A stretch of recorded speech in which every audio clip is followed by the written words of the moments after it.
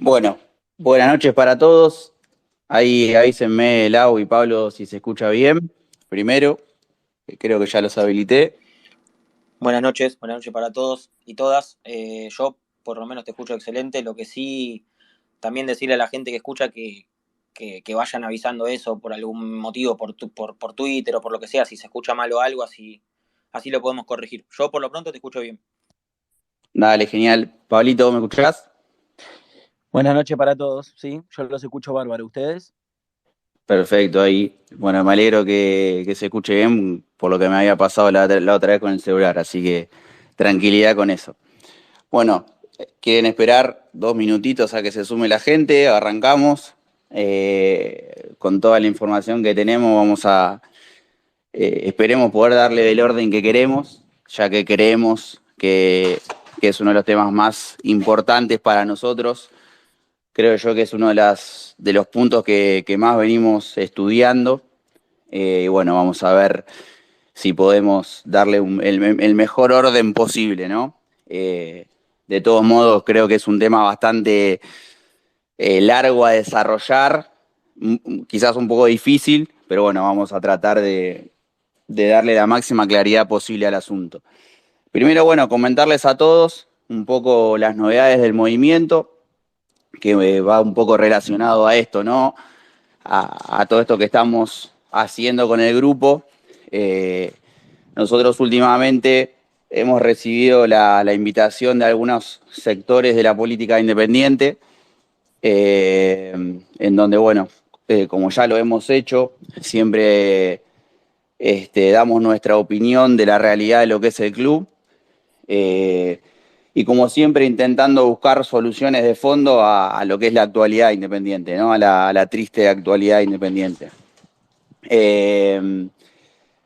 Como algunos saben, hemos sido citados a la reunión que hubo en el Hotel Scala, en donde estuvo Andrés Ducatenseiler y 60 socios de Independiente, en los cuales nosotros, bueno, fuimos a, más que nada, a dar nuestra opinión de por dónde estaban los grandes males del club. Sabemos que como siempre hay algunas malas interpretaciones de estas cosas, eh, pero nosotros más que nada fuimos a eso, a escuchar las ideas de otros socios que también han hablado, eh, y como siempre hacemos en todos los espacios a los que vamos, ¿no? Exigiendo y presentando nuestras propuestas de lo que es el club, ¿no? De las algunas soluciones que creemos nosotros a nivel dirigencial y futbolístico, ¿no? Después también tuvimos otra reunión en donde fuimos invitados, acá por, no sé si me estará escuchando Walter, que estuvo Juan Marconi, Mariano Nieto y algunas personas de Independiente presentes, también con la preocupación un poco por cómo está el club y cómo estaba lo que era la unidad Independiente en su momento para participar en el club, ¿no? Y bueno, también siempre planteando nuestras ideas, que nosotros un poco lo que nos sorprende es que mucho no se hable de estas cosas y bueno, para nosotros es una gran preocupación, ¿no? Entendemos que la situación de Independiente sea urgente y quizás los cañones vayan apuntados a que haya elecciones y que haya una renovación, pero bueno, nosotros quizás no somos tan optimistas con eso o ponemos mucho el foco en lo de fondo, ¿no? Que creemos que el gran problema es futbolístico, y de dirigentes, ¿no? De que muchas veces se subestima lo futbolístico. eh, Creemos que hay una gran creencia general de que todos pensamos que sabemos de fútbol y que quizás desde ahí vienen cosas trágicas para lo que es el club. Eh, Eso por un lado, nosotros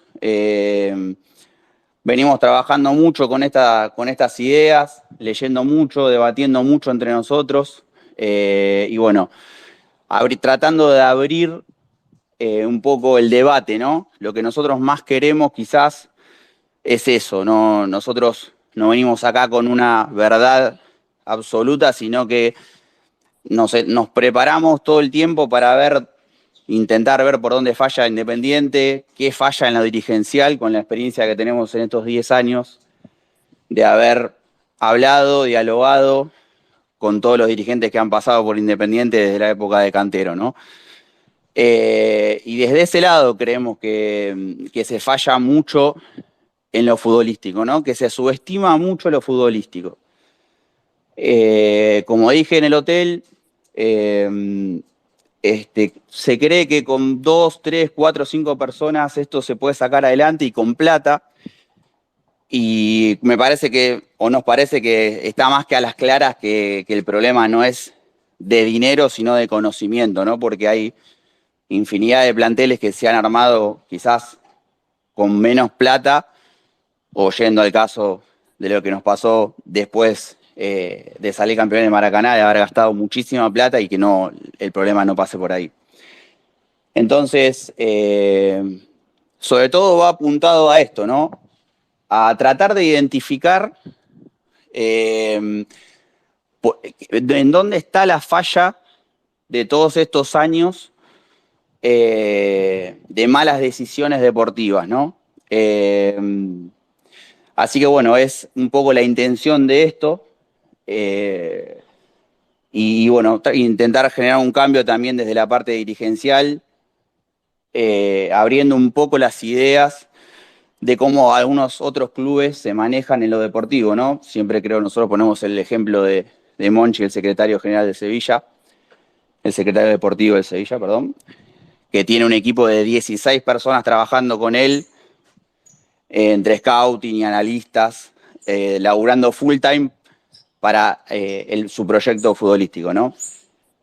Entonces, bueno, nuestra idea es aportar estas ideas que nosotros vemos que en otros clubes funciona y que nos parece que estaría bueno no implantarlo, sino por lo menos la intención es que se debata qué proyecto quiere llevar adelante Independiente, ¿no? Díganme si hasta ahí me escuchan bien porque se me apaga la pantalla y no sé si se corta o se escucha bien.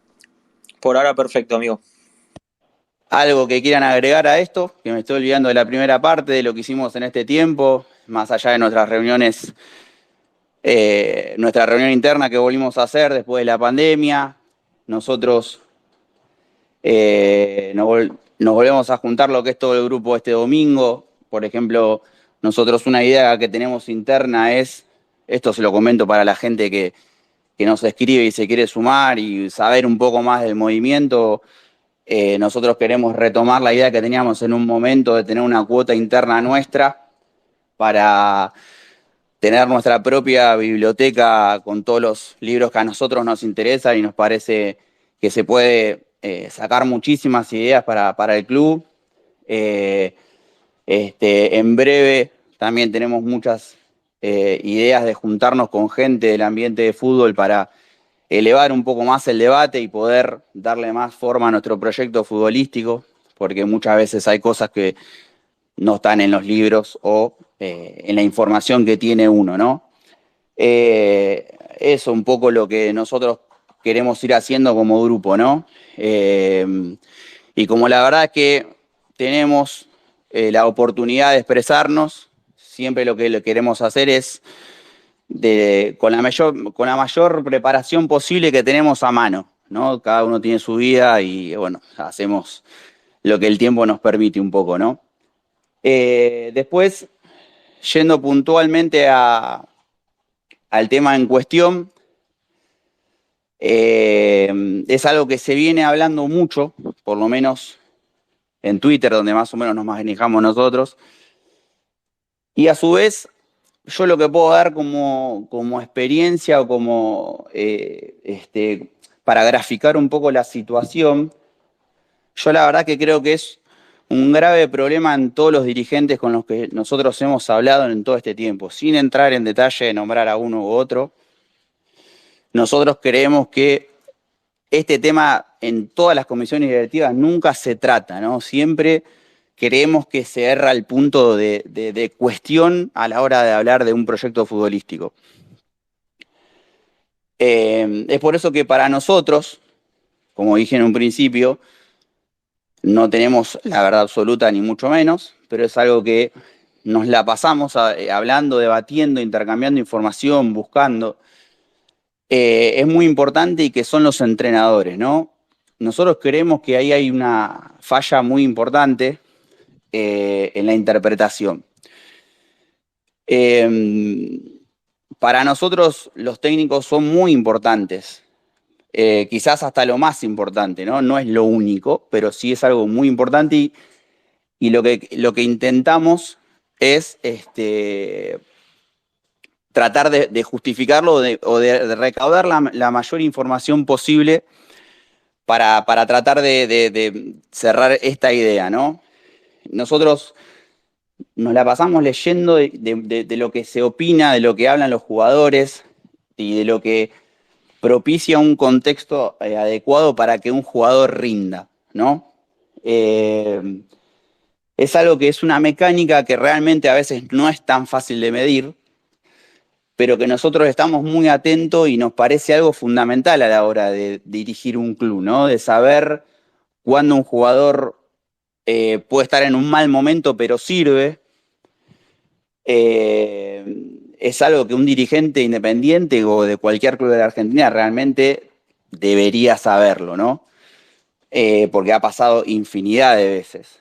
Esto de quizás un jugador no está en un buen nivel, pero puede llegar a servir. Y si uno no se da cuenta, nosotros creemos que es un gran perjuicio para Independiente, si un dirigente no lo sabe ver.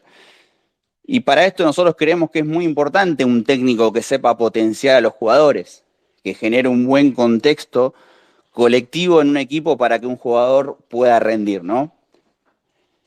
El otro día yo leí una idea por ejemplo, de Menotti, yendo un poco a lo que estuvimos buscando, ¿no? Que dice, Menotti dice lo siguiente: recién en la cuarta fecha del campeonato, Boca se encontró con la victoria. Fue 3-1 sobre el Deportivo Español. Antes había ganado una derrota y 2 empates. Menotti dice, no hay responsabilidades individuales cuando el equipo colectivamente no funciona. Nosotros creemos mucho en esto. El fútbol 11 es un deporte colectivo de 11 personas que el entrenador es el que tiene que coordinar esto, ¿no? Muchas veces se hacen interpretaciones individuales que sin lo colectivo es casi hasta ridículo realizarla, ¿no? Esto, bueno, en una opinión personal, hay muchas situaciones que van propiciando a esta mala interpretación. Siempre, a veces hablo en Twitter de los 1 por 1, ¿no? Esas opiniones de jugadores sueltos, cuando la realidad es que hay un montón de situaciones que un jugador quizás no es la más propicia para una y se ve perjudicado por lo colectivo, ¿no? Hay millones de situaciones de estas. O sea, nosotros creemos que no se puede hacer una evaluación individual sin tener en cuenta lo colectivo, ¿no? Y lo colectivo creo que está más que claro que lo ordena un entrenador, o sea, lo gestiona un entrenador. Así que nos pareció interesante, primero, bueno, la opinión de Menotti para nosotros es muy válida, coincidimos en muchos de sus argumentos y bueno, me parece un buen puntapié para eso. Si querés, Pablo, vos tenías ahí también algo de Lillo para leer, que es el ayudante de Guardiola, decime si lo tenés a mano. ¿Se escucha ahí? ¿Me escuchas bien? Perfecto. Bueno, buenas noches a todos. Este es un fragmento del libro Pep Guardiola, La Metamorfosis, ¿sí? Voy a citar a Juan Manuel Lillo, que es el ayudante de campo de Pep Guardiola. Muchas veces se dice de que a peores jugadores no podés hacer otra cosa que revolear la pelota para arriba y buscar la segunda jugada y que con estos jugadores no se puede hacer nada. Bueno, nosotros creemos justamente todo lo contrario. A peores jugadores, un modelo de juego es lo más importante porque es lo que va a potenciar a estos futbolistas. Paso a leerles. Nos han querido generar la sensación, y lo han conseguido porque es una sensación fácil de crear, de que hace falta grandes futbolistas para jugar el juego de posición. A mí me parece lo contrario. La gente confunde lo posible con lo probable. Reglamentariamente, Este deporte permite que cualquiera pueda ganar a cualquiera sin pasar ni una sola vez a campo contrario, y aún más con el actual cambio de saque de centro. Esto no ocurre en ningún otro deporte. Sin cruzar el centro del campo, puedes ganar 1-0. El entrenador puede entrenar la probabilidad, intentar aumentar lo probable, pero lo posible, que una vaca vuele también es posible, pero es poco probable. Y hay 1000 ejemplos más de cosas posibles, pero poco probables. Mientras hablamos, yo puedo crecer y pasar a medir 2 metros. Es posible que ocurra, pero muy poco probable. Lo que busca el juego de posición es aumentar el índice de probabilidad de ganar a través del juego. A lo que Lillo dice, esto es demostrable, pero no solo con equipos excelsos, sino también con otros mucho más modestos. Pero como el juego de posición se ha asociado a los excelsos con el Dream Team de Cruyff o el Barça de Guardiola, entonces nos dicen que para practicarlo hacen falta jugadores muy buenos. Claro, con estos jugadores podrás, y es justo al revés, ganar con solo 2 toques, con el central mandándole un pelotazo al delantero centro, eso sí que es verdaderamente difícil. Ganar con solo 2 toques de 2 jugadores es menos probable, mucho menos probable. Aquí reside, en opinión de Lillo, la escasez de practicantes del juego de posición. Toda esta confusión hace que en vez de decirnos que con el juego de posición se hace más probable ganar, se dice que solo puede practicarse con grandes futbolistas. Pero es al revés. Yo les digo lo contrario. Para pretender ganar, que es el objetivo del juego, interviniendo 2 o 3 jugadores únicamente en cada jugada, en 2 o 3 toques, eso sí es casi un milagro. Es posible, pero es casi un milagro. Y si me responde que se han producido muchos milagros, le digo que sí. Sobre todo si hay 2 que juegan a que se dé un milagro. Entonces, un milagro se da. Quienes dicen que este juego solo puede jugarse con grandes futbolistas, en realidad lo que quieren es jugar a lo otro. Déjenme decirle, habló mucho del juego de posición. Yo recomiendo que investigue el que pueda sobre el juego de posición, qué es y cuáles son los fundamentos. Yo les voy a leer algo muy cortito de lo que es el juego de posición. El juego de posición es una idea, una identidad, un estilo, una manera de ver y de entender el juego. ¿En qué consiste? En generar superioridades de la posición. Cuando tenemos el balón, superar a la defensa rival. Para esto los jugadores están organizados y colocados a diferentes alturas y en diferentes pasillos, tanto en amplitud como en profundidad. El objetivo es encontrar situaciones de superioridad con respecto al adversario, o sea, encontrar pase detrás de la línea de presión contraria. Para resumirse lo más fácil, un rival que juega 4-4-2, los 2 delanteros rivales serían la primera línea de presión, encuentro al volante central detrás de ellos. O sea, estoy encontrando un jugador mío detrás de las líneas de presión rival e ir avanzando en el campo. Eso sería el juego de posición. Eso lo podés ver, discúlpame que te interrumpa, vamos a hacerlo así para agregarle algunas cosas que quizás iban al final. Eso no es ni más ni menos lo que venimos viendo en algunos equipos de los denominados chicos, por ejemplo, que está practicando el Gaby Milito en Argentino Junior. Y vos podés ver, por ejemplo, a un Villalba jugando con ese contexto mucho más beneficiado en su nivel para poder jugar de otra forma totalmente diferente a la que uno vio en Independiente, ¿no? No sé si vos coincidís con esto.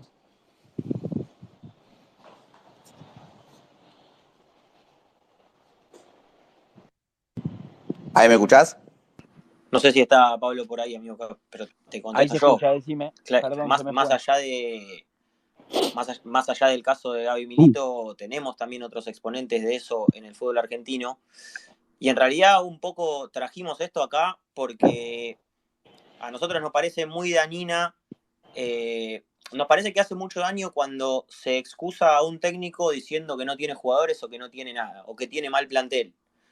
Porque yo creo que todas estas cosas y todos estos casos, tanto en el fútbol argentino como en el fútbol internacional, es como que un poco vinieron a desnudar que eso en realidad es una gran mentira y expuso a un montón de entrenadores.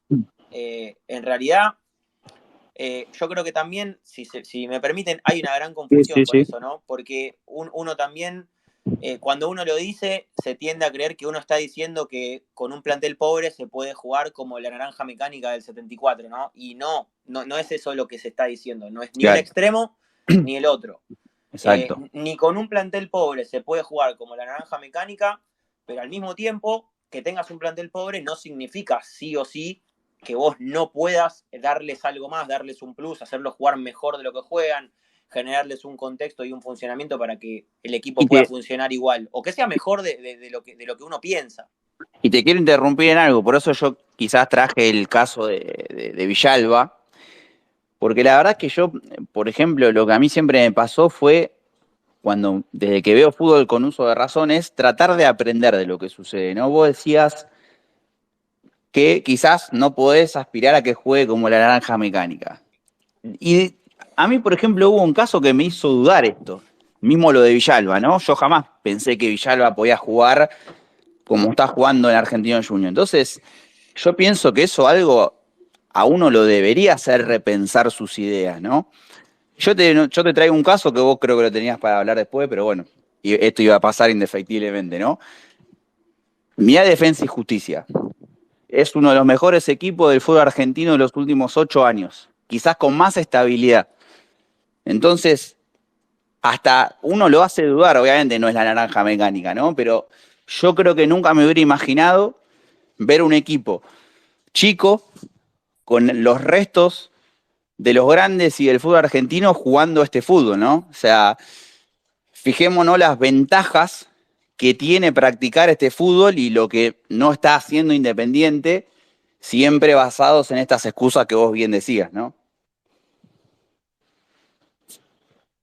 No, sin duda que coincido con vos. Y bueno, ya que lo mencionás, porque también una de las cosas que pasa cuando uno menciona el caso de Defensa y Justicia o menciona casos de estos, es muy común que como hay mucha resistencia con estos casos, Sí. primero porque, como siempre, se entiende mal desde la raíz y se piensa que cuando un técnico busca jugar de esta forma, lo hace solamente para jugar vistoso y nada más, y no le importa si gana o si pierde. Sí, Cuando sí, en sí. realidad es todo lo contrario, es porque el técnico está convencido de que esa es la mejor forma para conseguir la victoria.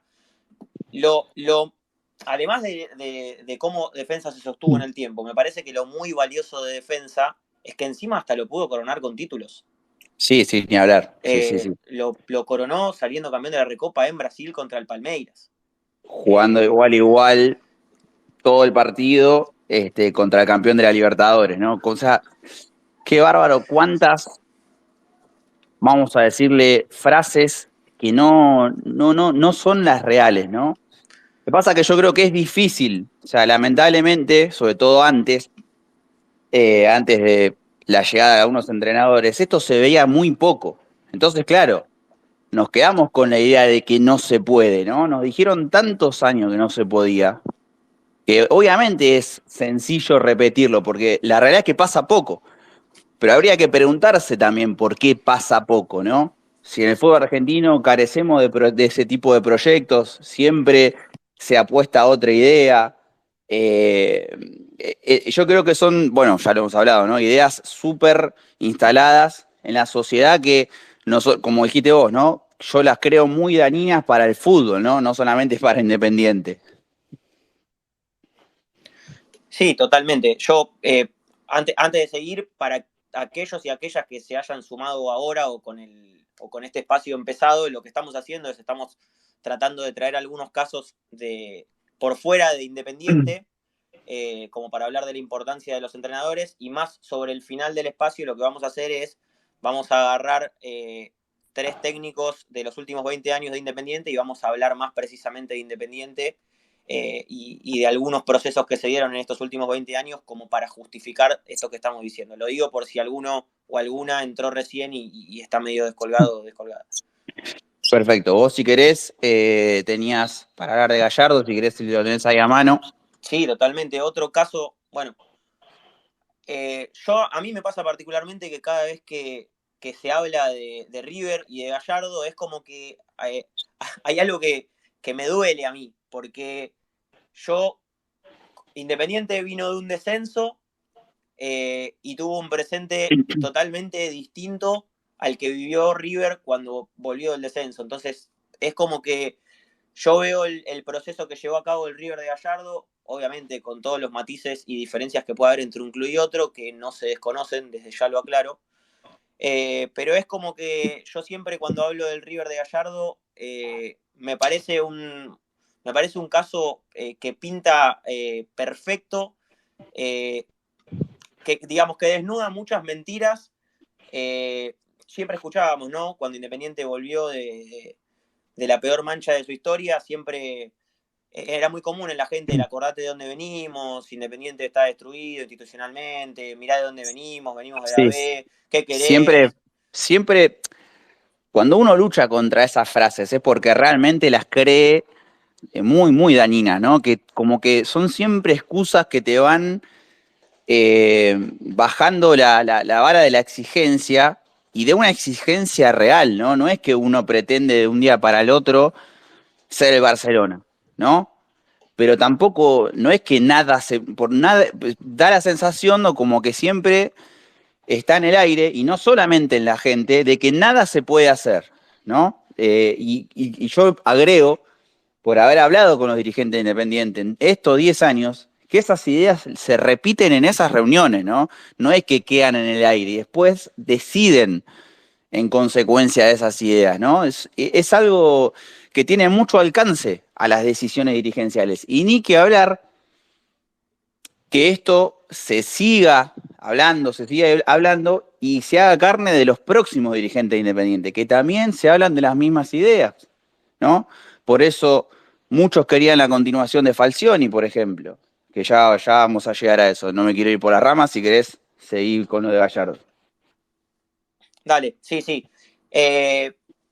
Bueno, incluso miren lo que serán los entrenadores. Yo, para empezar hablando de Gallardo, voy a leer un fragmento muy chiquito del libro Gallardo Monumental, que él dice, Bielsa fue uno de los entrenadores que me despertó el interés en preguntarme los porqués en el fútbol. Y también fue uno de los más generosos en ofrecer sus respuestas. Bueno, Gallardo dice, yo siempre había pensado que los buenos equipos partían de buenos jugadores que se juntaban y listo, que las cosas salían naturalmente, pero escuchando a Bielsa me di cuenta ya de grande que había algo más. Con él descubrí la influencia que podía tener un entrenador en un equipo. Decime Fíjense cuando termines, acá, sí, agrego este comentario porque Sí. incluso ya para arrancar a hablar de este proceso, estamos hablando de un entrenador que se vio influenciado absolutamente por un entrenador por haberlo tenido como jugador, y no solo eso, sino que por haber tenido reuniones con él antes de encarar su proyecto de ser técnico, ¿no? Sí. Diga. Sí, no. Hay ideas que la verdad que son muy contundentes. Te voy a corregir porque me parece que yo me equivoqué. Eso es del libro de El legado de Bielsa. Es de Damián Giovino, en donde hace una recopilación de infinidad de directores técnicos que se vieron influenciados por Marcelo Bielsa, ¿no? Entonces, la importancia de los técnicos no solamente es para un club, sino para los legados que se van dejando, ¿no? Bueno, ya el libro lo dice. La idea que dice Gallardo ahí es demasiado clara, ¿no? Esto de que pensaban que se da todo por los jugadores, ¿no? Yo por eso particularmente, para mí Bielsa es uno de los más grandes entrenadores de estos últimos años, por este tipo de ideas, por cómo revolucionó el fútbol a los futbolistas. Me parece que son técnicos que realmente cambian la ecuación, ¿no? Pero bueno, continúa ya con lo de otro libro. Sí, acá traigo una idea que también es un disparador que nos va a servir muchísimo, justamente para entender un poco la verdadera importancia de un entrenador. Acá yo voy a leer el siguiente fragmento. Gallardo dice, siempre nos faltó algo. Está hablando de la época de cuando River tenía grandísimos equipos, sobre todo en la década de los 80 y los 90, pero no lo podía coronar en el terreno internacional, no podían ganar copas internacionales. Él dice, siempre nos faltó algo. Hace poco lo hablé con Enzo. ¿Cómo puede ser que nosotros, con tantas figuras en el equipo y tantos campeonatos locales, no hayamos podido aprovecharnos en las copas? La mística copera no es propiedad de las instituciones. La mística te la dan los momentos en los que vos generás esa mística, precisamente. Y nosotros no pudimos aprovechar esos años increíbles. Ganamos solo una Libertadores y una Supercopa.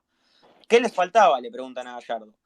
Fíjate que quedamos eliminados en situaciones muy que vos decís, en casa contra el Vasco, en la semi de Libertadores 98, o en casa con Atlético Nacional, en semi del 95, con Racing en el 97, o con Independiente en el 95.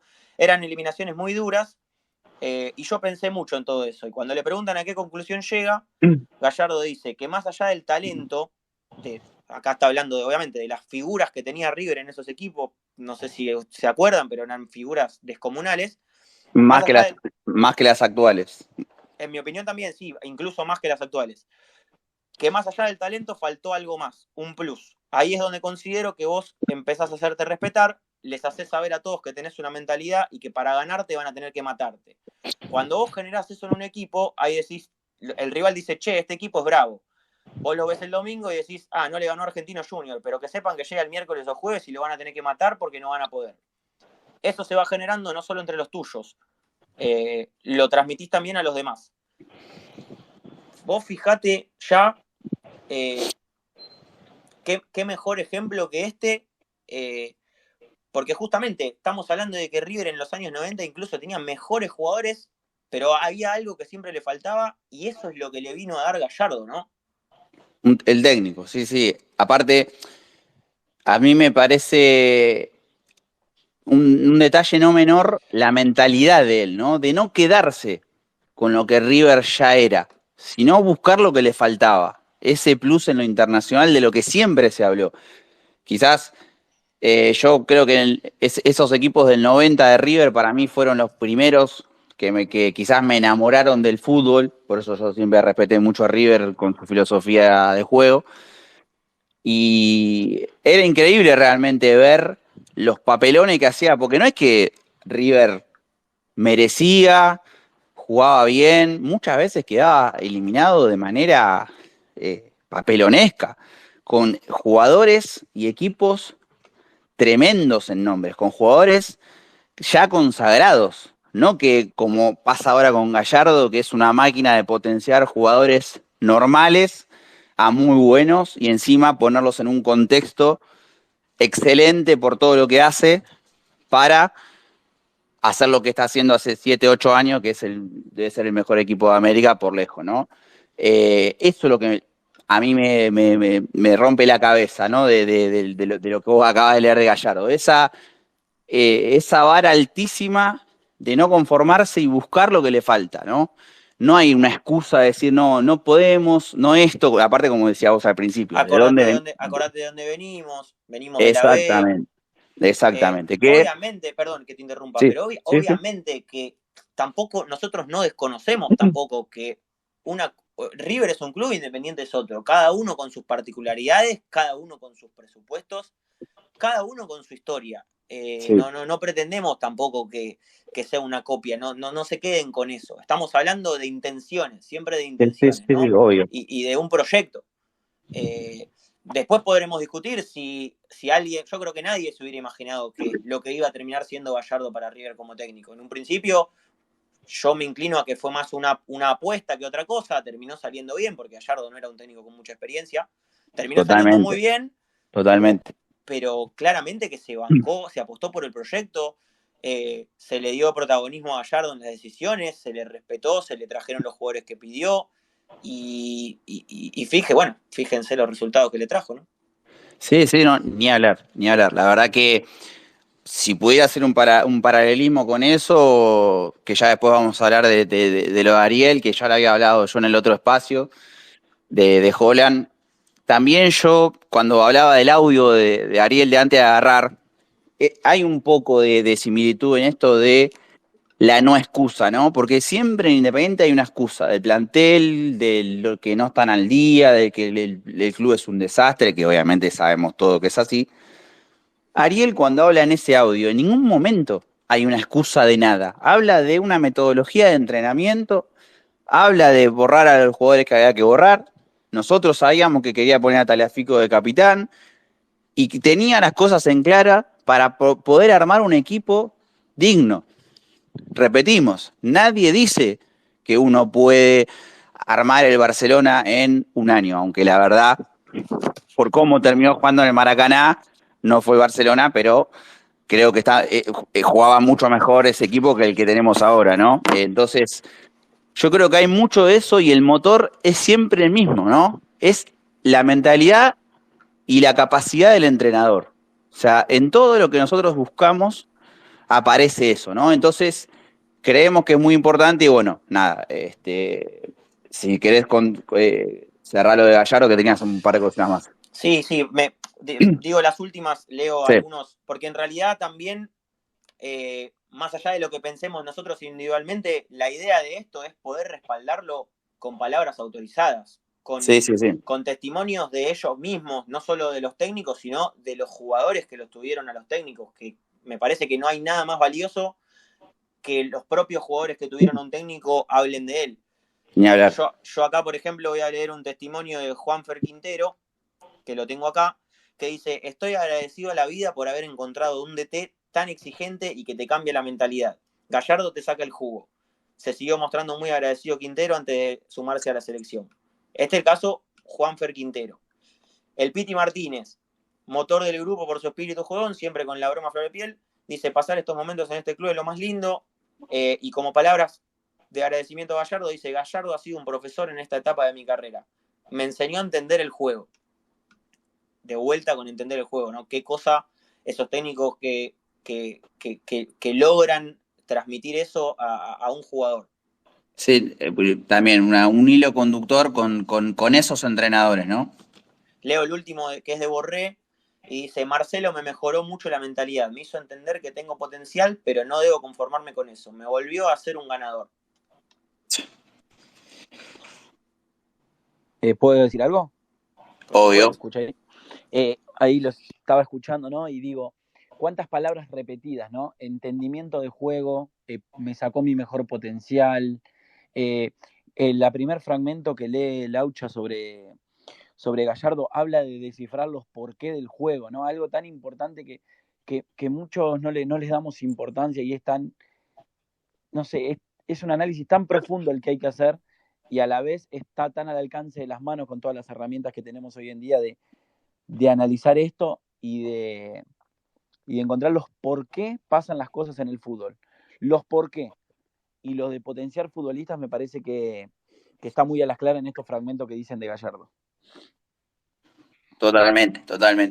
Es la clave, ¿no? Entender por qué un equipo funciona, me parece que es el fondo de esta cuestión, si apostamos a generar un cambio en el club y en los dirigentes, ¿no? Porque, insistimos, creemos que esto no se tiene en cuenta y a nosotros nos parece lo fundamental. Si nosotros siempre vamos a creer que, por ejemplo, ahora el plantel son todos malos jugadores y no sirven, por lo menos nosotros no vamos a estar de acuerdo y creemos que se le hace un gran daño a Independiente, ¿no? ¿Te queda algo mal, Lau? No, con eso ya lo de Gallardo ya estaba. Sí, también no es que, además de que se le hace un gran daño Independiente, siempre nosotros hablamos de elevar la vara, se baja demasiado la vara del debate contra un entrenador. O sea, un entrenador tendría que ser solamente una persona a la que se le da 11 futbolistas y los para en la cancha como si fuera un club de barrio. No sé si me explico, pero me parece que también es llevar al debate a su punto más bajo de creer que el entrenador es una persona al costado de la línea lateral que nada más para 11 jugadores y después se sienta y no emite sonido. Me parece que viene por ese lado también. Pero se cree, lamentablemente se cree mucho en eso. O sea, a eso vamos con este intento de apertura de nuevas ideas y un poco de debatir esto, ¿no? Realmente, y uno lo ve no solamente en Independiente, en todo lugar donde uno va a hablar, se ve en Twitter que no se valora lo que hace un entrenador, ¿no? Se descree mucho de lo que hace un entrenador. Habría que revisar por qué tenemos esa idea, esa cultura de por qué no entender lo que es un entrenamiento, el convencimiento de los jugadores, de armado de un plantel, los jugadores que uno elige. La verdad que muchas veces pareciera eso, ¿no? Que un entrenador elige 11 jugadores, los tira a la cancha y después es solamente improvisación del jugador, ¿no? También uno a veces escucha estas ideas en algunos equipos importantes y quizás entiende por qué después se repiten, ¿no? Esos conceptos. Pero bueno, es quizás para más largo eso. Díganme si tienen algo más. Yo en realidad un poco ya lo hablamos, pero una de las cosas que había anotado también era, no tengo fragmentos para leer, pero sí hablar del caso de defensa que está muy a las claras. Y sobre eso, a lo que ya dijimos antes, me parece que está bueno agregarle, principalmente como para diferenciarlo de lo que hizo Independiente en los últimos 10 años, por ejemplo. Y me refiero a la contratación de técnicos, ¿no? Se contrataron técnicos de todos los estilos, gustos y ideas habidas y por haber. Se trajo desde Almirón, Holland y Milito hasta Pellegrino y Falcioni y Pusineri. Fue un abanico espectacular. Y vos fijate la diferencia, ¿no? Entre lo que hizo Independiente y lo que hizo Defensa y Justicia en los últimos 10 años y como bien dijiste vos, los beneficios que le trajo, sobre todo a la hora de sostener una regularidad y una competitividad y además coronarlo con títulos, ¿no? En los últimos 10 años, Defensa y Justicia tuvo a Jorge Almirón en 2013, después Diego Coca, Darío Franco, Ariel Holland, José María Martínez, BKCS, Juan Pablo Bojboda, de vuelta a BKCS, Crespo, Pablo de Muner y después BKCS. Son todos técnicos que tienen, con sus matices, porque son personas distintas obviamente, pero tienen una idea de juego y una línea muy definida. Totalmente. Cuando uno ve hoy a Defensa y Justicia y ve algunos movimientos que tienen tan mecanizados, eso, muchachos, no es magia. Hay 10 años de apostar por una idea y de apostar por un estilo, y que todavía después de 10 años hasta puede seguir teniendo errores y puede seguir teniendo que ser pulido y puede seguir teniendo muchísimo para mejorar. Pero es muy evidente que los resultados están a la vista, apostar tanto por una idea.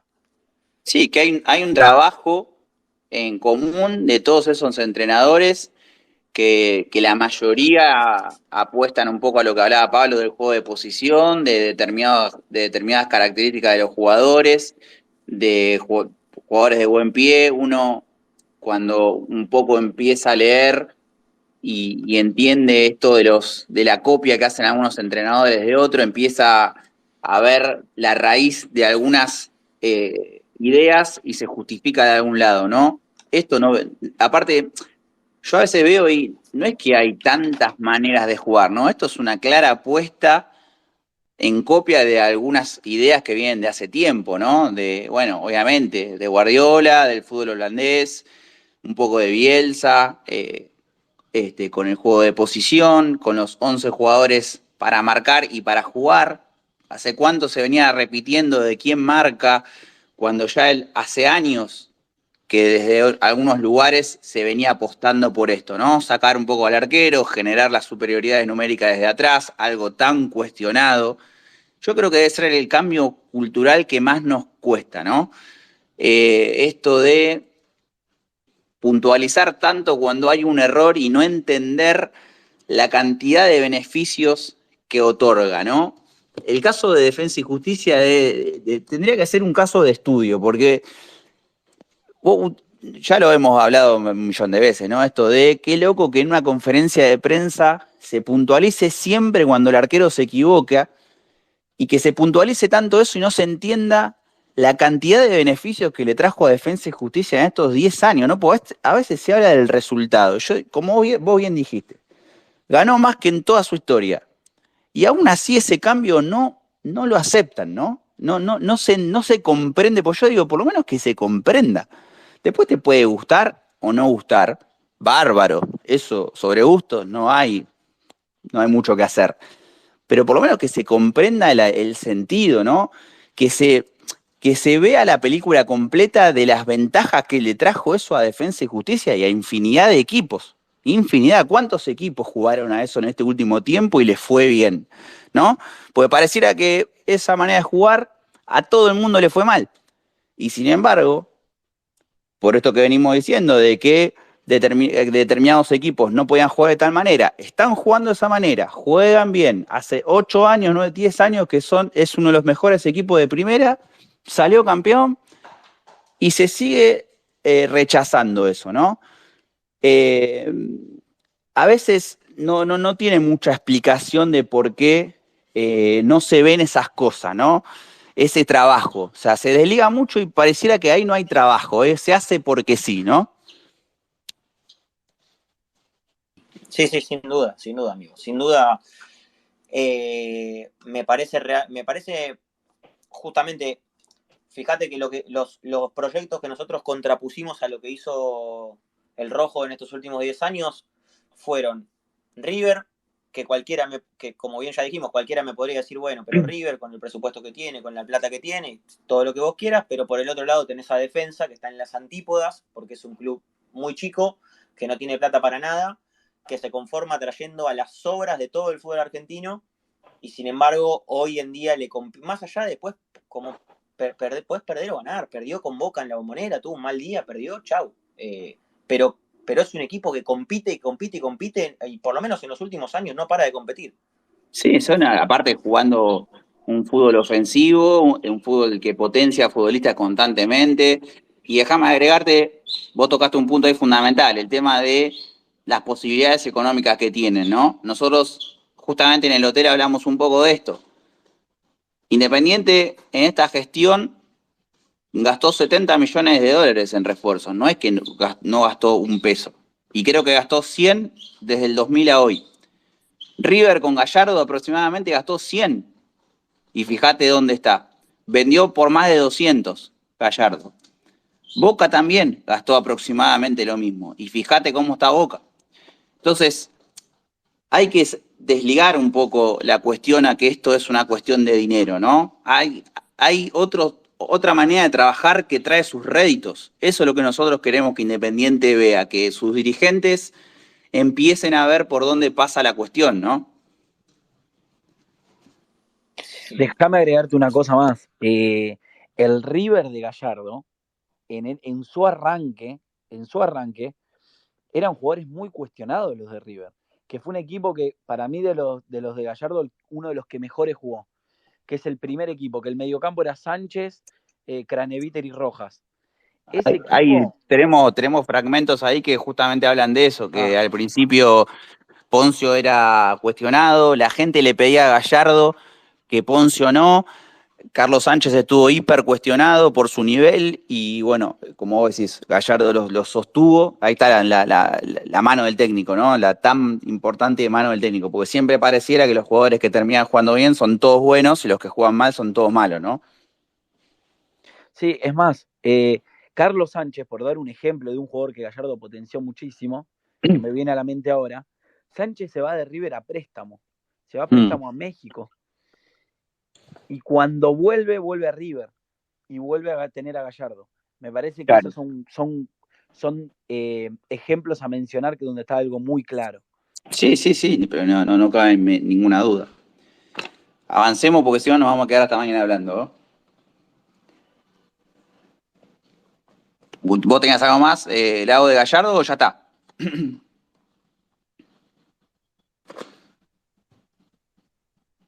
¿Ahí me escuchan? Yo te escucho perfecto. Sí, amigo, Hola. perdón, yo estaba muteado, sí. Yo te decía bien, que yo, bien, por bien. mí, ya si querés, empecemos a hablar un poco del Rojo. ¿Ya querés ir ahí? No sé si alguno tiene algo más. Déjame un segundito. Dale, sí. Yo tenía algo de Bielsa, quizás. A ver, uno de los máximos exponentes de esto, que para mí fue el que empezó a torcer la balanza para este lado, para esta cultura futbolística, para mí fue Marcelo Bielsa. En una época donde no abundaban los entrenadores que apuesten por una forma ofensiva de jugar sin dirigir los clubes de mayor capacidad económica, ¿no?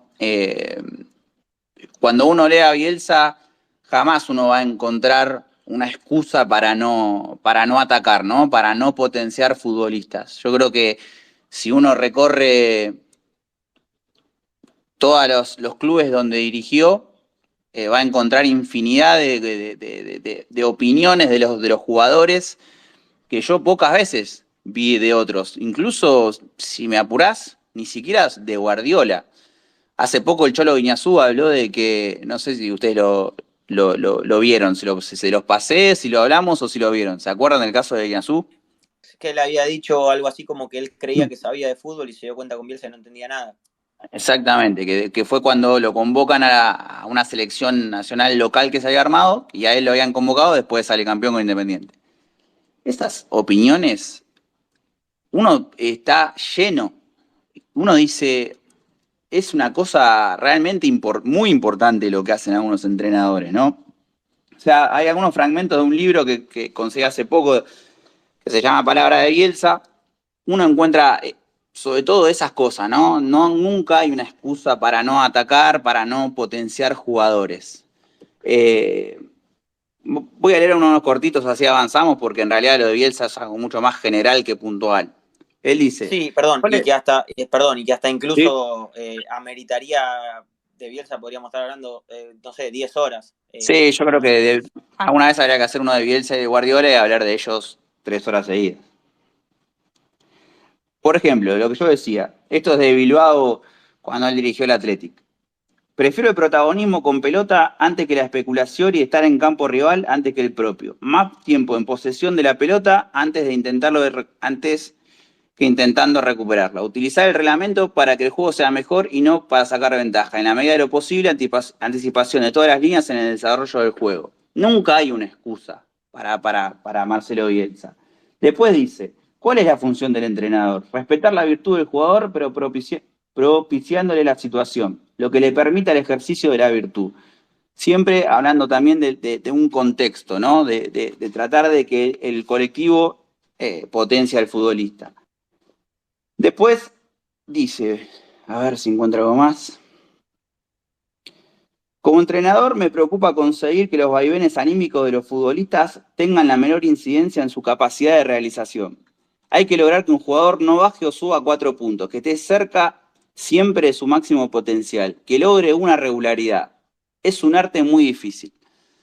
Eh, Creo que puedo leer hasta mañana, Bielsa, pero prefiero seguir porque si no, no vamos a ir hasta mañana. O sea, siempre hablando un poco de potenciar los jugadores y creo que ejemplificar de todo lo que fui subiendo a la cuenta va a alcanzar.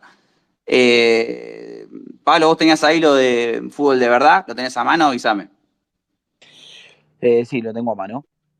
Hace tranqui.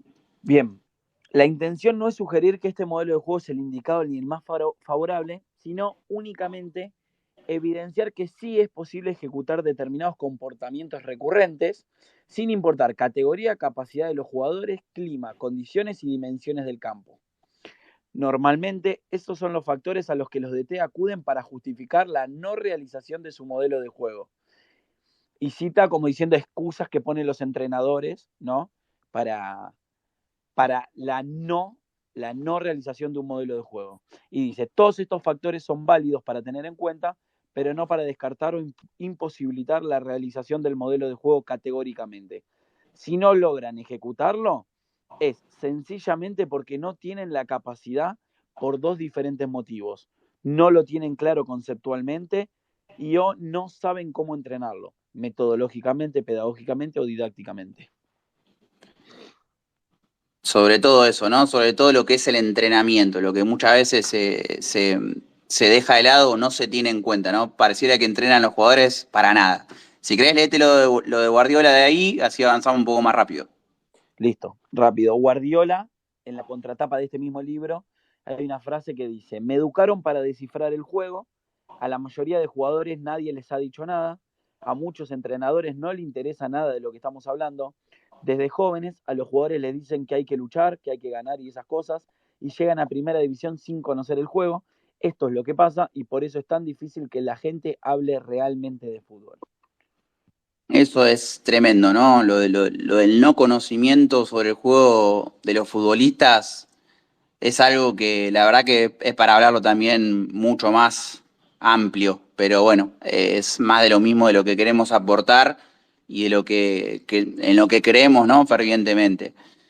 Sí, Eh, el no conocimiento del juego, o al menos el no intentar conocer sí, este análisis del juego, te el lleva. poco, Sí, el poco, lo poco que se enseña en el fútbol base, ¿no? O sea, llegan sin entender cosas que entienden quizás a los 30 años. Yo creo que había una declaración mismo de Gallardo con respecto a Bielsa, ¿no? Que él decía que le hubiera encantado tener a Bielsa de más chico para aprender algunas cuestiones fundamentales del juego, ¿no? Fíjate la gravedad del tema, ¿no? Un jugador como Gallardo, que encima hizo inferiores en River, no en Sacachispas, eh, llega y recién a los 30 años conoce cuestiones fundamentales del juego, ¿no? Entonces, a nosotros la verdad que nos sorprende este tipo de cosas. Evidentemente hacen falta más entrenadores que puntualicen en esto, ¿no?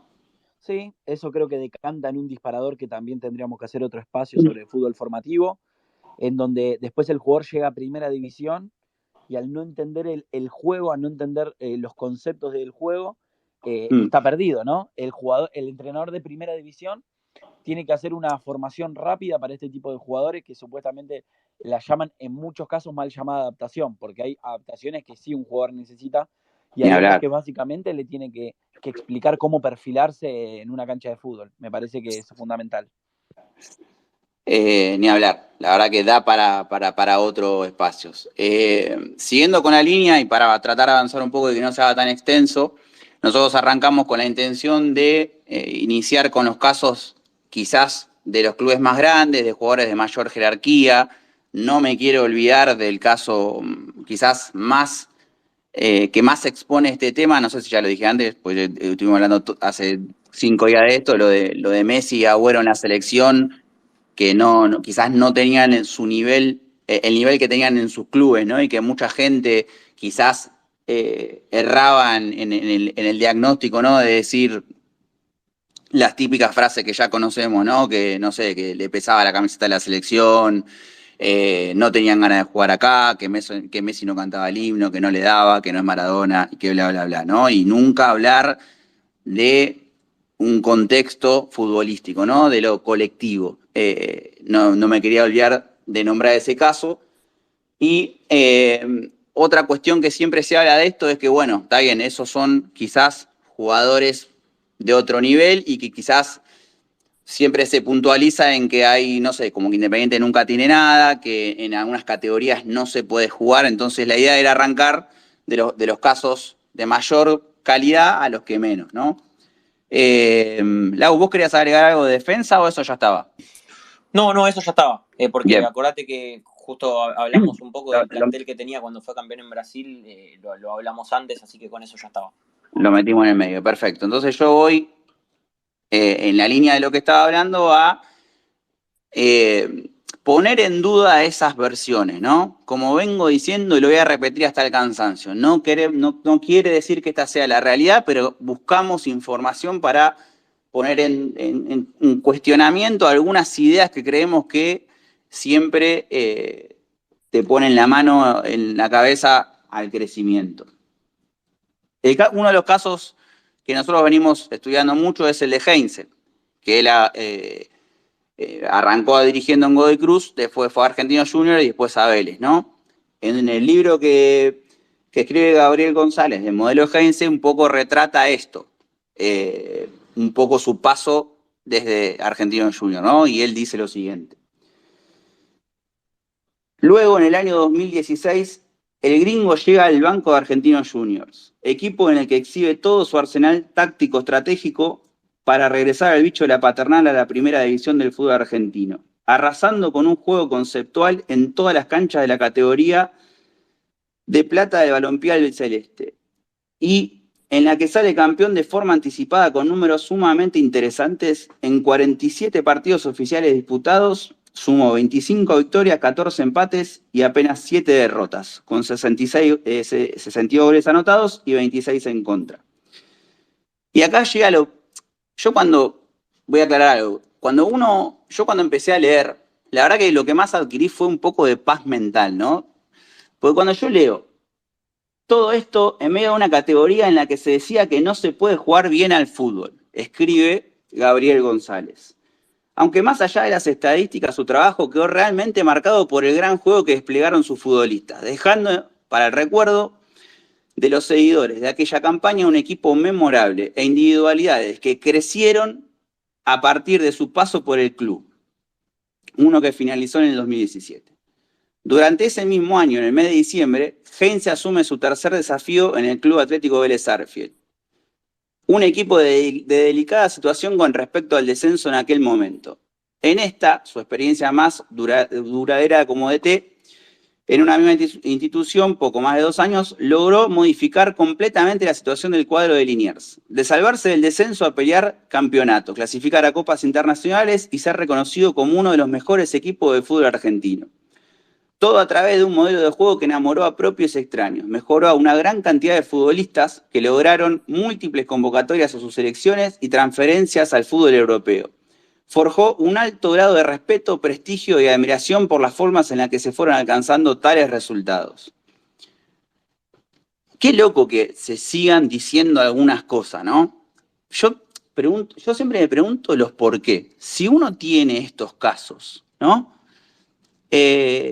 ¿Por qué rechazarlo, no? ¿Por qué tapar el sol con la mano? Yo digo, siempre estos equipos tendrán con lo que jugar y esta persona miente con respecto a cómo agarró los dos equipos en la situación en la que estaban. Siempre tenían buenos jugadores y qué pasaba con el anterior entrenador, ¿no? Es loquísimo chocarse igual con estos fragmentos y con estas ideas, ¿no? No sé si tienen algo para agregar. No, Si están vivos. Sí, estamos. Me parece que es tal cual lo decís vos. Pero a mí me pasa, y creo que a todos nos pasa un poco, pasa con el caso de Heinze y pasa con un montón de casos. Yo mismo cuando nosotros hablábamos de Defensa y Justicia hace un rato, o cuando uno ve lo que supo hacer River después de volver de la B, uno también se pregunta cómo un hincha independiente puede ser tan masoquista, ¿no? De excusarse en que, bueno, miren de dónde venimos. O sea, teniendo experiencias muy cercanas, muy a la vista. Eso sí que es increíble, realmente. Yo no sé cómo, o sea, porque no hay asociación. Es como que no te dice nada lo que está pasando con claro. River. Exacto. Sí. No te moviliza nada. Como vos decís, igual el de River quizás es un caso que siempre van a poner la excusa de la plata, de los árbitros, no sé, siempre esas frases hechas que ya conocemos. El tema son los ejemplos de los clubes que menos tienen y vos tenés al lado como esto, ¿no? ¿Cuántos ejemplos podemos nombrar de equipos que con menos pueden jugar bien a la pelota? Porque uno no dice que Eduardo Domínguez tenga a Xavi, Iniesta y a Messi, ¿no? Pero no para jugar en 0 puntos durante 20 fechas, ¿no? Un poco se apunta a eso. Déjame que termine con Heinze, así avanzamos y tratamos de cerrar. Después habla un poco de su manera de jugar. A partir de su vivencia como jugador, en la que ha sido dirigido por profesionales del fútbol como Marcelo Bielsa, Ferguson, Deschamps, Peckerman, Luis Enrique, Tata Martino, entre otros, a través de análisis de juego que siente. Uno que le ha dado forma a entrenadores como los entrenadores neerlandeses, Cruyff y Van Gaal, a la par de los españoles Juan Manuel Illo y Josep Guardiola. El gringo ha absorbido cual esponja, sin uso, una vasta gama de conceptos futbolísticos relacionados con su manera de pensar el juego. Esto un poco lo leo por lo que decía antes, ¿no? Siempre hay como una copia, muchas veces, de entrenadores de antes, ¿no? De un legado. Y casualidad o no, casi todos los casos que estamos diciendo es con una misma forma de jugar, ¿no? Eso también queremos que quede un poco claro, con sus matices, pero con una misma forma de jugar y con ideas más o menos similares, ¿no? Sí, déjame decirte que estamos hablando de de potenciar futbolistas, que no quede lejos, viste, para los que Sí, vienen entrando.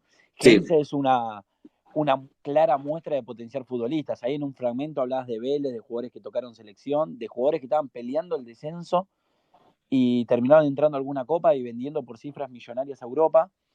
También el caso de Argentino Junior. Yo recuerdo como hincha independiente que Rolón, el 5 que hoy está en Boca, que ni siquiera juega, que fue a España y no jugó tampoco, sí. acá fue el mejor 5 del fútbol argentino, sin duda en su momento en Argentino Junior.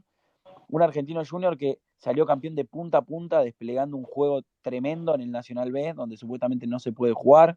Estas Sí. excusas que veníamos leyendo del libro Fútbol de Verdad. Y ¿Cuántos jugadores se habrán perdido por eso, no? bueno, A lo que vos te exactamente. referías. Y a Rolón, a Independiente le pidieron millonadas, me acuerdo, porque era el jugador del momento, un jugador altamente potenciado por un modelo de juego. Sí, sí, sí. O sea, es un claro ejemplo que el modelo de juego y una idea de juego de un DT potencia a los jugadores a 1000 y luego pueden recaer en un club donde tienen una idea de juego no tan beneficiosa para los jugadores y bueno, y ahí el nivel empieza a decaer. Ni hablar, estoy tratando de buscar, que tenía también a mano algunas declaraciones de algunos jugadores de Vélez que hay en el libro, pero obviamente no lo voy a encontrar. A ver, dame un Mirá, segundo. mientras buscas, Sí. hay un jugador, no puedo... a ver, ¿quién fue este jugador? No lo puedo recordar. Déjame que lea y yo Sí, dale. y pensar. Dale. La declaración es de Domínguez, de Nico Domínguez.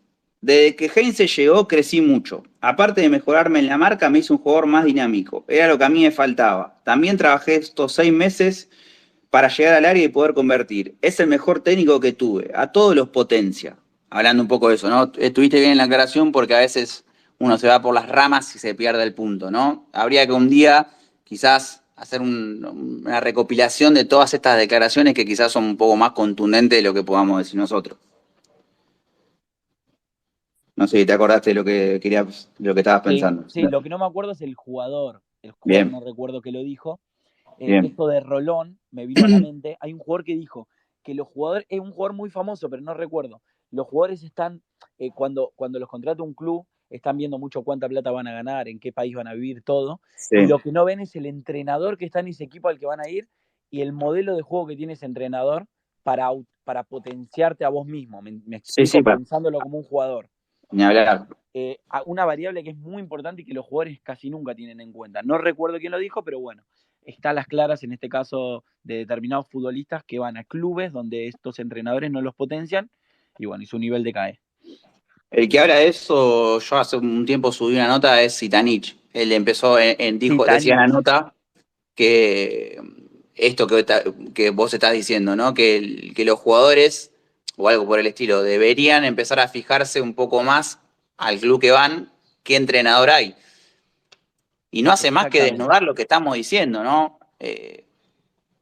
¿Cómo a veces se piensa que uno va a un club y después se encuentra, no sé, con un jugador de condiciones ofensivas y va a un club donde el entrenador tiene una manera de jugar defensiva que la pelota le va a pasar por la cabeza, ¿entendés? Es una cosa, está bien, obviamente que a veces uno no puede elegir las ofertas, vienen y se van, pero quizás hay algunos jugadores que tienen para elegir y no tienen en cuenta estas cosas y después fracasan afuera y se pierden totalmente del mapa futbolístico, ¿no?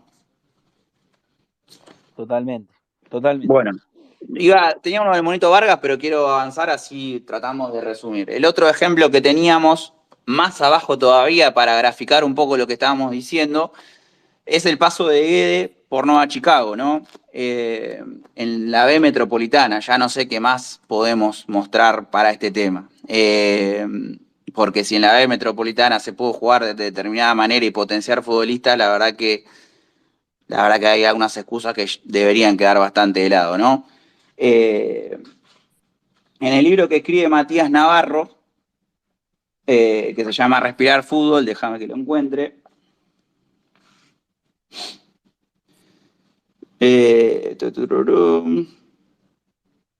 Dice en una parte, allí le perdí el rastro, pero la casualidad y un dato erróneo volvieron a conectarme con aquel delantero de voz ronca. ¿Viste cómo juega?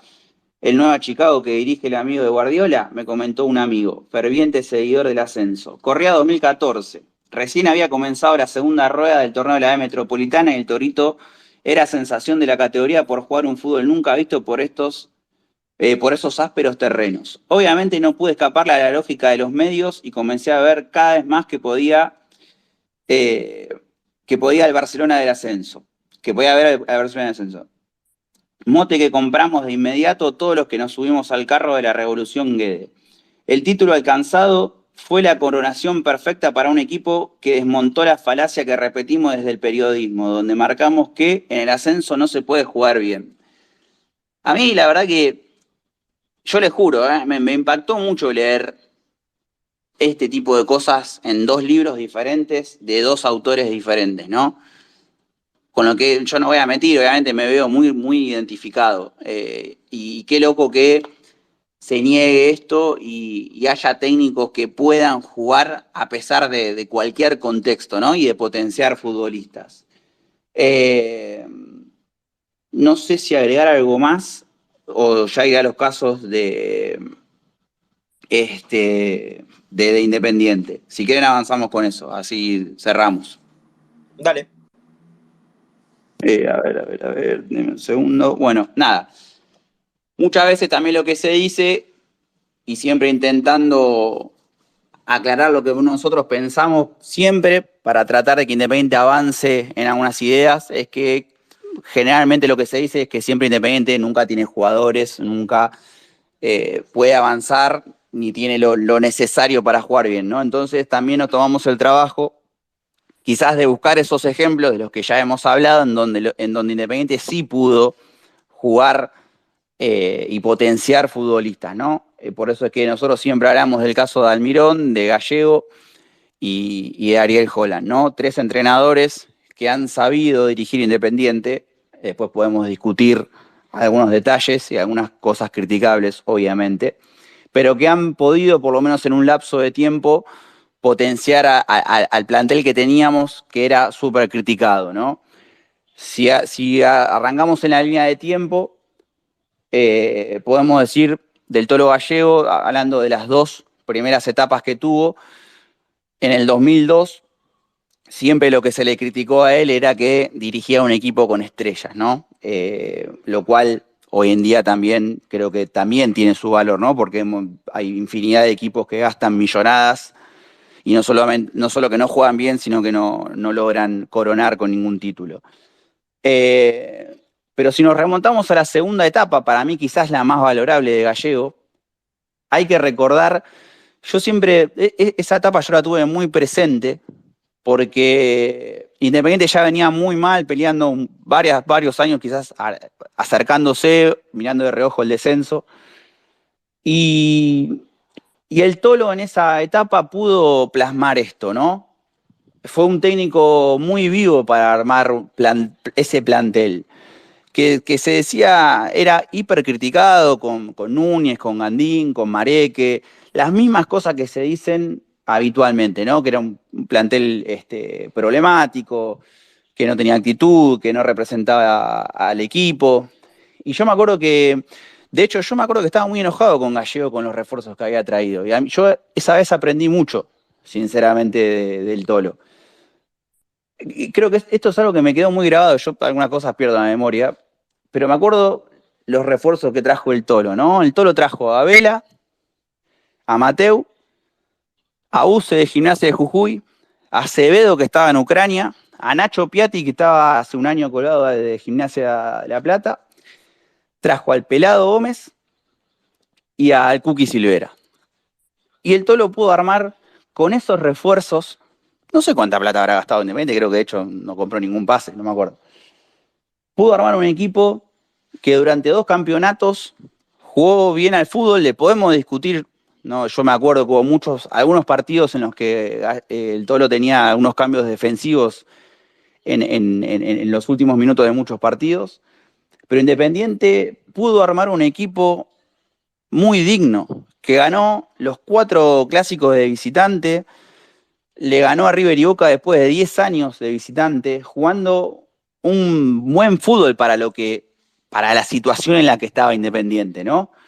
Entonces, por eso es que insistimos tanto con esto de los técnicos, porque creemos que es lo más importante, por lo menos, para levantar las malas situaciones, ¿no? Como estas.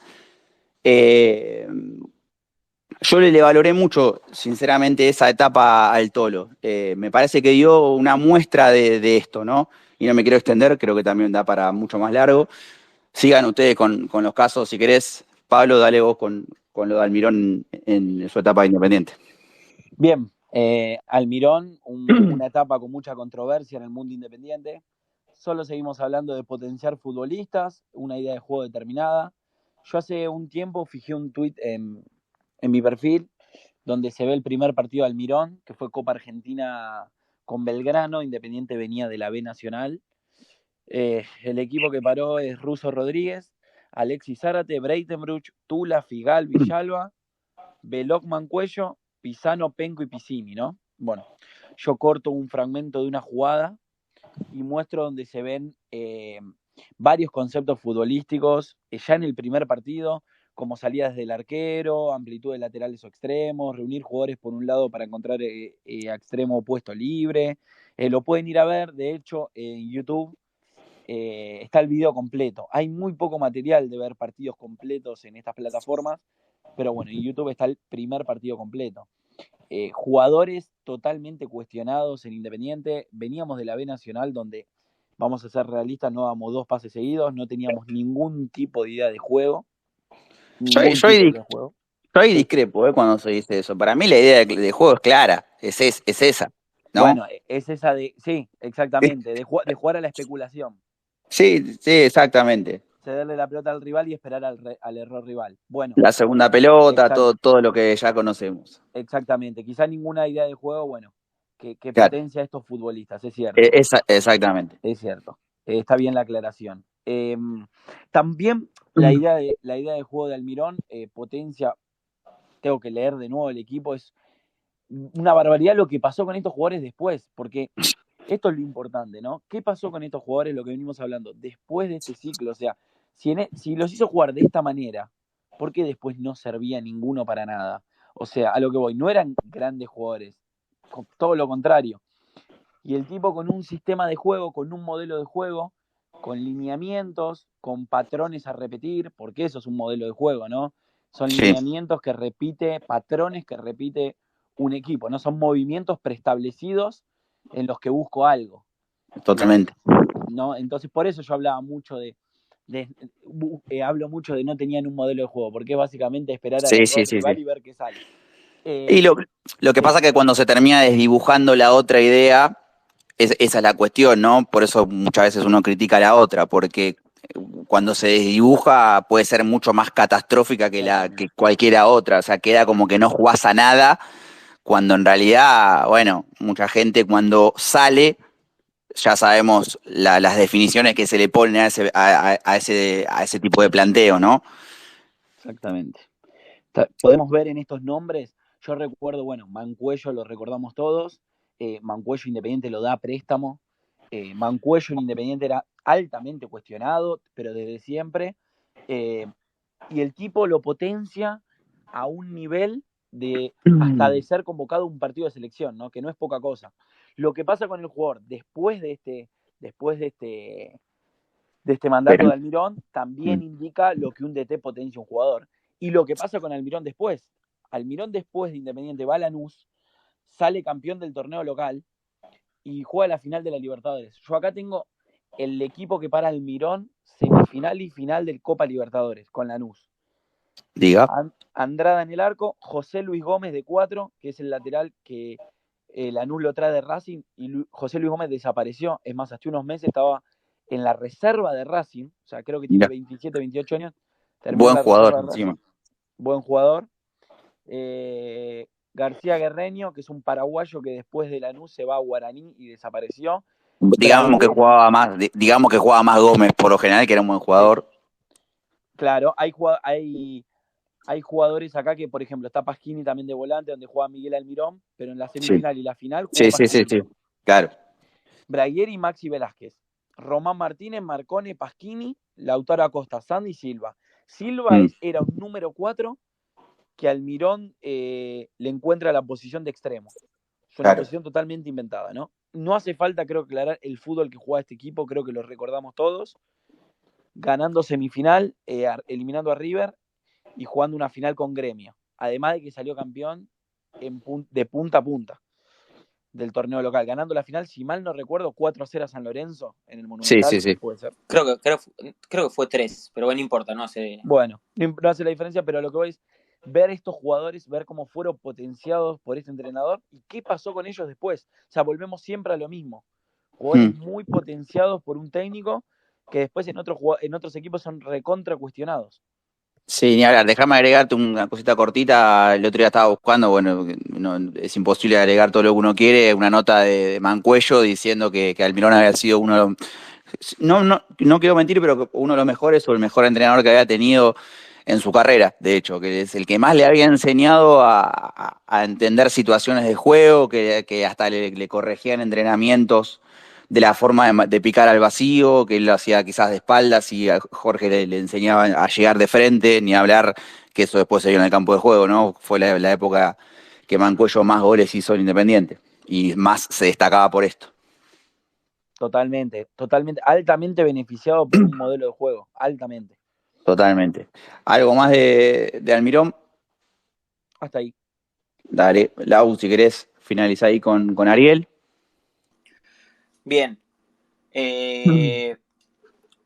Ustedes acuérdense que creo que ya lo mencionaste vos, Bufo, que cuando antes ya Holland de agarrar Independiente se habían viralizado unos audios, los famosos audios de WhatsApp de Holland, en la que él hablaba justamente ya de no solo que tenía un plan y que sabía cómo llevarlo a cabo, él hablaba de una metodología de entrenamiento, de una metodología de trabajo, de un sistema de juego, hacía mucho hincapié en eso.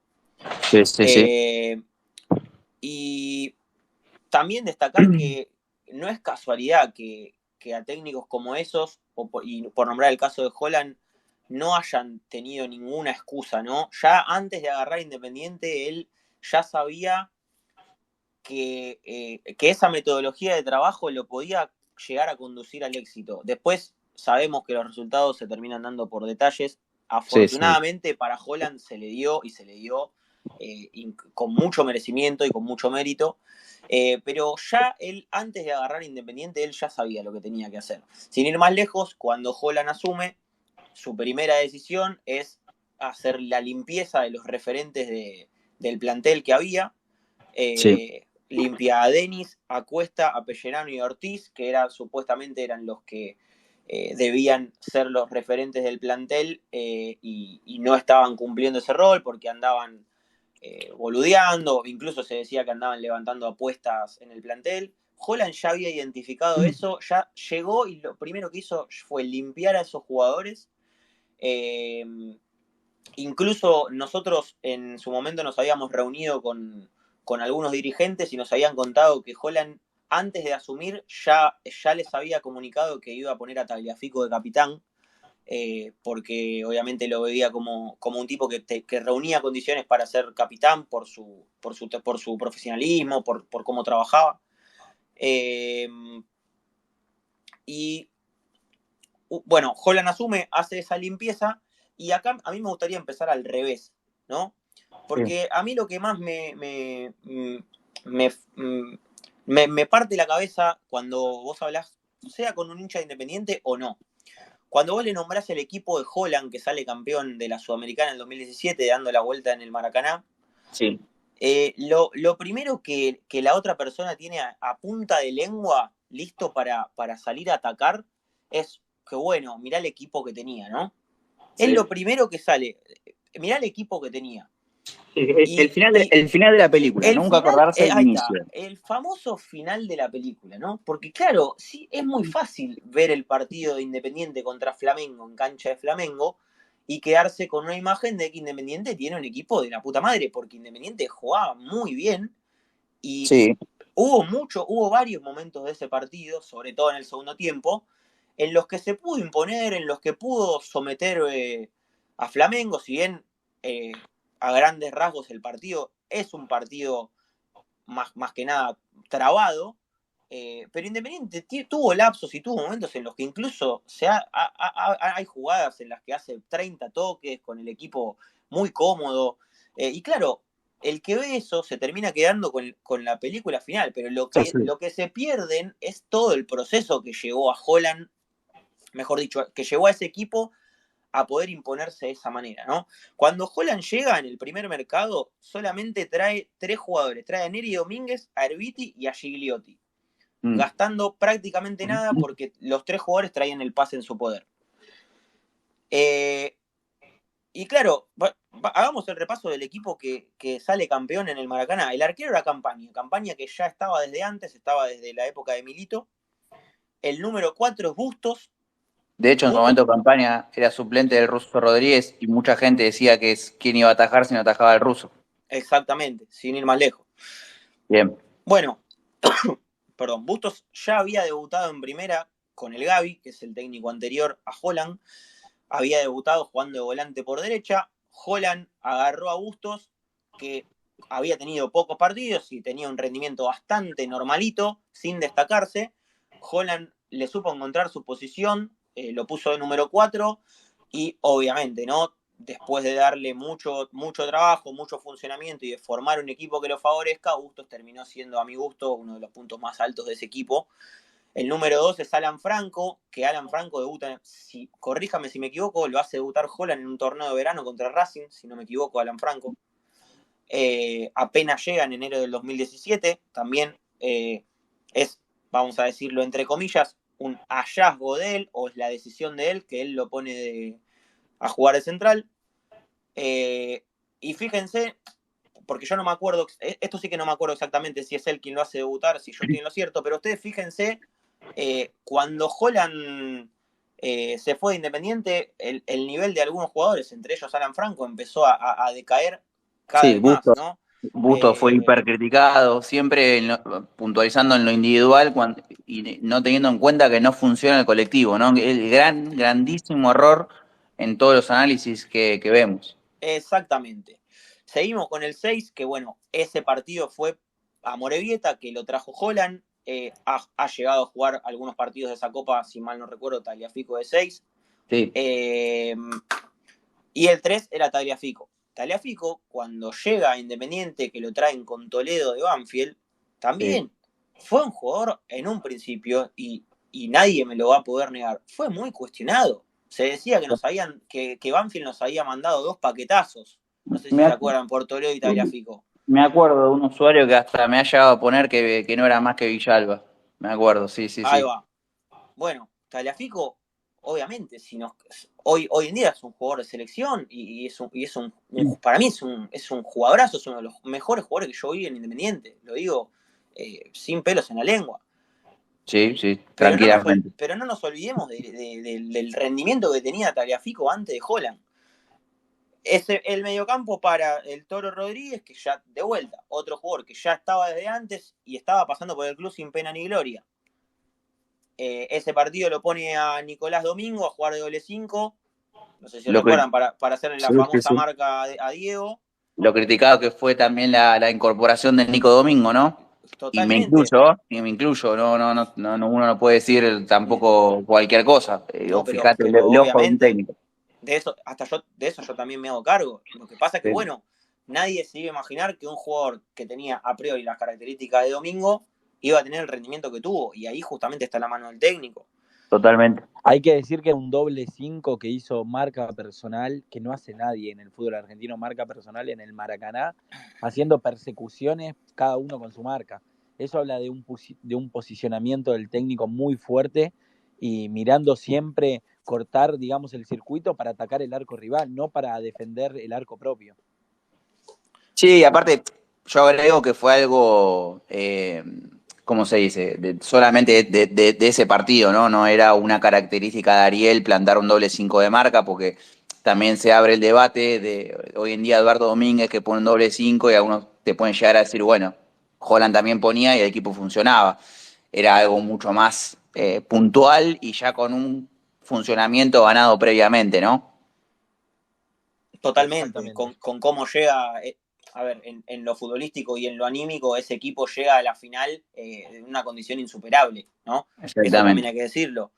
Y yo creo que acá, en los 4 jugadores que quedan, está la parte más fuerte, creo yo, ¿no? Porque el mediocampo de ese día salió Martín Benítez por la derecha, que creo que no hace falta agregarle nada a esto que digo. No me voy a detener en un solo segundo en hablar de eso. Sí, Mesa en el medio. Mesa es un jugador que vino a mitad de campeonato con Milito, que lo trajimos de Gimnasia, y también fue un jugador que en un principio fue muy resistido, entraba, y cada vez que entraba tenía quizás algunas pinceladas y después perdía la regularidad. Todo técnico. 100% cuestionado, y Mesa también. El nivel que tuvo Maxi Mesa con ese equipo fue superlativo, incluso haciendo goles muy importantes, haciendo el gol de la final, luciéndose. Sinceramente, ahí vuelvo a un poco lo que hablamos antes. A mí también, incluso con Mesa, me pasó que yo jamás imaginé. Los primeros partidos que yo vi jugar a Mesa, yo obviamente estaba claro que el pibe no era malo y que tenía condiciones, pero yo jamás me imaginé que iba a terminar siendo lo que fue. Es un caso que nadie. Ni el más optimista de los nuestros se podría haber imaginado eso. Perdón, y de Mesa, aclarar algo que me parece sumamente importante. Mesa jugó un mundial gracias a la camiseta de Independiente también, porque acá supuestamente en este equipo no te ve nadie, no te puede, no es como diciendo, para ir a la selección tenés que jugar en Europa, y gracias al potencial que le dio el DT y a lo que Mesa progresó en Independiente gracias a este DT, Mesa se ganó un lugar no solo en la selección como jugadores anteriores, sino que fue un mundial. Sí, ese ninguneo al club que tanto conocemos, ¿no? Y que a tantos les ha dado una próspera carrera que no tenían anteriormente. Y ni hablar la plata que Independiente ganó por un jugador que quizás se hubiera ido sin pena ni gloria, ¿no? Totalmente, fíjense, como dice Pablo, la vidriera, que es un club como Independiente, pero bueno, después a Independiente no quiere venir nadie, ¿no? No quiere venir nadie a Independiente. Sí. No sirve para nada el club. No. Continúo. Por la izquierda juega Barco. Otro. A Barco lo hace debutar Milito. Todos sabíamos las condiciones que tenía Barco desde el minuto 1 que se puso la camiseta de Independiente, porque lo de Barco era alevoso, tenía una habilidad increíble. Y igualmente se criticaba, también. Sí. Pero bueno, no tratemos de acelerar para no hacerlo tan. Pero me refiero a que justamente a que la mejor versión de Barco se vio justamente cuando el equipo encontró funcionamiento colectivo gracias al equipo que formó Holland. Y el 9 que fue Gigliotti, que también fue un hallazgo de Holland en traerlo. Sí. Que también, de vuelta, volvemos a lo mismo. Pareciera que cada puesto del que hablo es la misma película, ¿no? Jugadores que o que se cuestionan cuando vienen, o que se cuestionaban antes de Holland y lograron un rendimiento espectacular cuando encontraron ese funcionamiento. Sí, ni hablar. Mucho más para agregar, la verdad que no sé si tenías algo más vos. No, yo no, yo ya ahí con eso cerraba. La verdad que no, es mucho lo que te dan los técnicos. También obviamente se puede hablar de la parte mala de Ariel, ¿no? Después del Maracaná, con las contrataciones que tuvo Independiente, hay mucho para hablar de eso, ¿no? Yo creo que hubo mucha falta de proyecto claro, de adaptación de refuerzos, como habla mucho Gallardo, con un caso emblemático como el Piti, que era hipercriticado. Yo no creo que esos jugadores eran lo mismo, ¿no? También a Independiente ya en esa segunda etapa se venía cayendo un poco a pedazos futbolísticamente, y a esos jugadores les costó un poco por eso, ¿no? No quiere decir que estos técnicos sean tampoco inmunes. Han tenido sus malas etapas en otros clubes, como a la mayoría, o en nuestro mismo club.